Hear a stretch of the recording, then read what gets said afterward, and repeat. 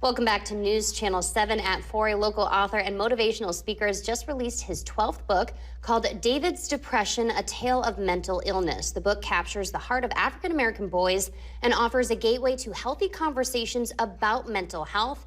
And with May being Mental Health Awareness Month, we're excited to welcome on Willie Spears himself and dive into this new book. Thank you so much for joining us today. We really appreciate this being the way that we're going to kick off May and talking about this topic.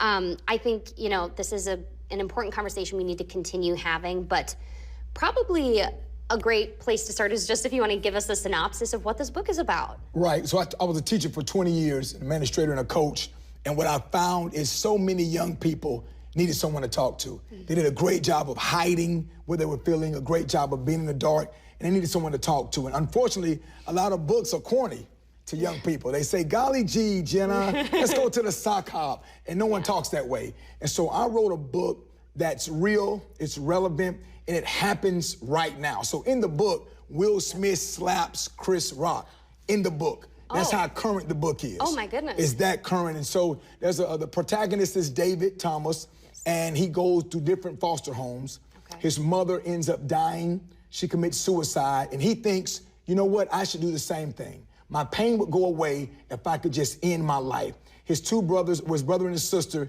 they get taken away to another foster home. That hurts him. He ends up having trouble with his coach. He plays for a local team in town.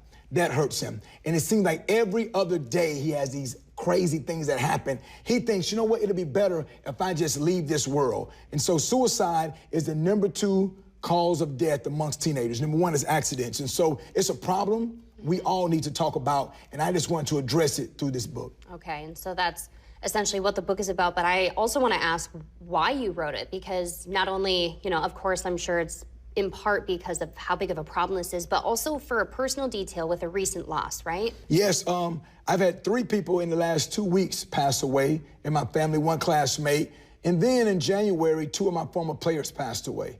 One was shot at a bowling alley in Montgomery, Alabama. Bad choices, which I believe had to do with mental illness, along with a young man who arguably committed suicide. He said that he was numb, didn't want to be here, got involved with drugs. He's no longer with us. And so it just hurts me. I also had a young man that I taught at Rutherford High School that talked to me about what he was going through. And I just didn't think it was that bad. Months later, he ended his life. And so I dropped the ball in that situation. I want to do as much as I can to help as many people as I can. And David's Depression is one way to do that.